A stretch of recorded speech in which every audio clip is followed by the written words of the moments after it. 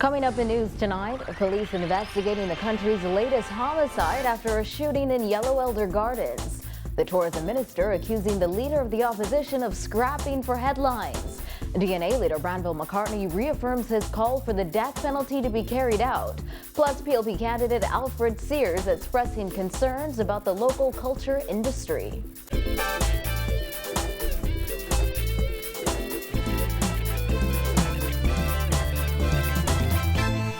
Welcome to Our News. I'm Dana Smith. Thanks for joining us. Topping news tonight.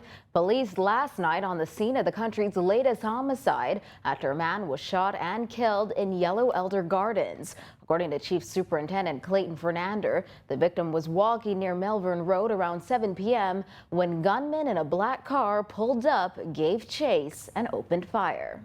A male appeared to be in his early 20s, was walking in the same general area of Melbourne Road, Yellow Elder.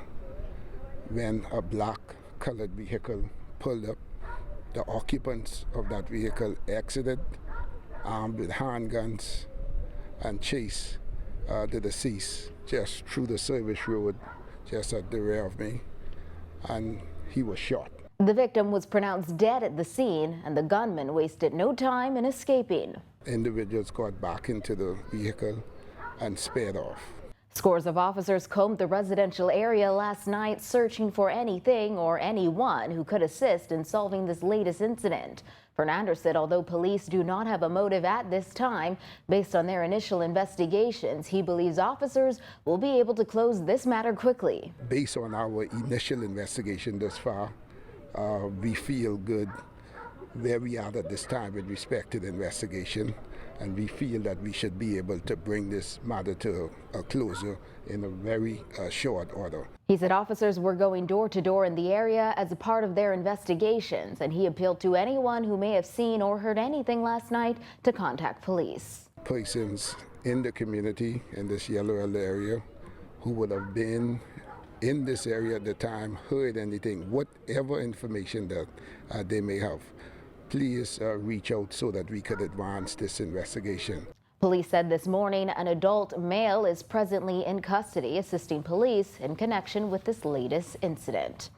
In other news tonight, rather than continue to scrap for headlines, it's time the leader of the opposition presents some ideas on how to fight crime, according to Tourism Minister Obi Wolchcombe. This after Dr. Hubert Minnis had said the 500-plus murders recorded in the last 4.5 years under the PLP's watch is a shameful record, and hit out at Wolchcombe for, quote, applauding the government's work in the crime fight. But the leader of the opposition continues to just play on the emotion, but never brings an idea. Bring an idea. That's what leaders do. Bring ideas to the table. Not always responding. The Chinese, oh, there's a problem with the Chinese. Crime, oh, there's a problem.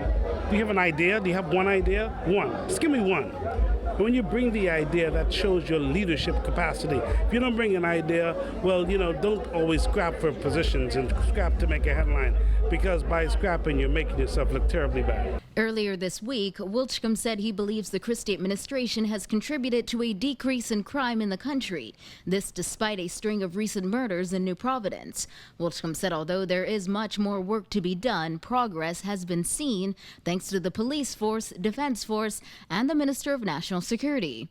Well, his words prompted criticisms from Minnis, who in a statement accused Wolchcombe of applauding the minister's work and all but ignoring that under this government, crime has been rampant and the country has witnessed record-setting murder rates year after year.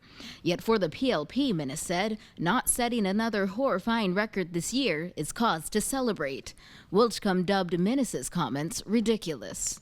The leader of the opposition must become a leader of the opposition. Responsible statements are required of leader of the opposition.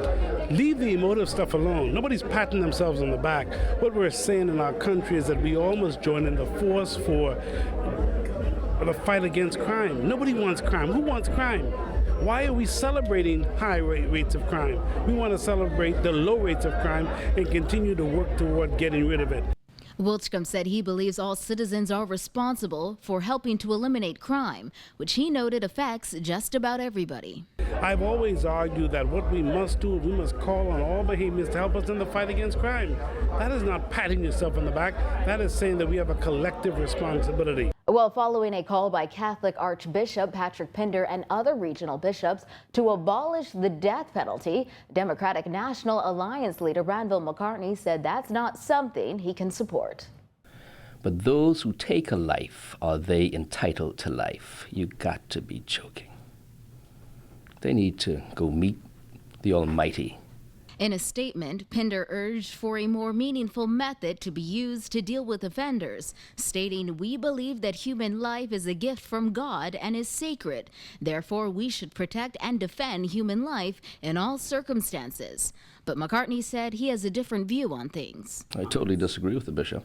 McCartney said Bahamians continue to live in fear and criminals seemingly just don't care because there are no consequences. He said we cannot allow these menaces to continue to do foolishness, and he simply cannot agree with the bishop's call for the death penalty to be abolished completely. I find it incredible for that comment to be made, quite frankly. God don't like ugly, you know.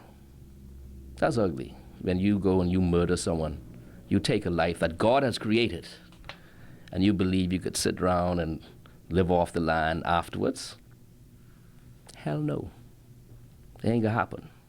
Now, capital punishment has not been carried out in the Bahamas in nearly 17 years. Many condemned prisoners escaped the death penalty because the Privy Council ruled in 1993 that it would be cruel and inhumane for prisoners to wait for more than 5 years on death row.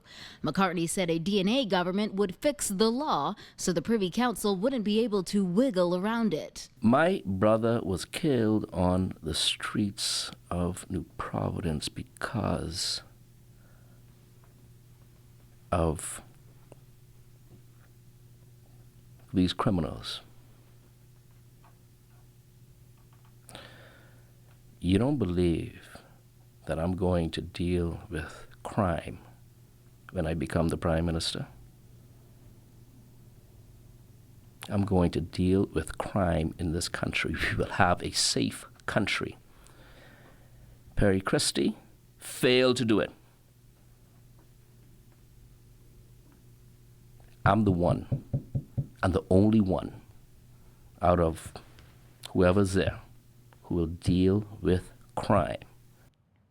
As the Royal Bahamas Police Force fights what at times can be an uphill battle against crime, Commissioner of Police Ellison Greenslade is defending his role as head of the police force. In a recent interview with Our News, Greenslade said he is not a politician, and the day he takes off his uniform, it will be a decision based on ethics, not politics. I don't offer any disrespect to anyone. I just made the point that the commissioner does not want to be pigeonholed in any particular arena. I'm a servant of the people. That is what I am. That is what I will be. And when I can no longer be that, I will take my uniform off. Last year, Greenslade came under fire from State Minister for National Security Keith Bell, who suggested the commissioner was failing to carry out all of the government's crime-fighting initiatives, hinting that perhaps the leadership of the police force needs to be changed. Greenslade says he is not interested in playing politics with the office of the commissioner. I didn't come to office as a politician. I came as a humble son of the soil of the Bahamas, with no relatives anywhere in politics or anywhere in the Royal Bahamas Police Force to do anything for me. I was told that if I worked hard, if I studied to show myself approved, if I lived out our motto of courage, integrity, and loyalty, the sky's the limit. When Our News returns, one member of the Progressive Liberal Party says he's focusing more on his constituency than the delayed convention. So stay tuned.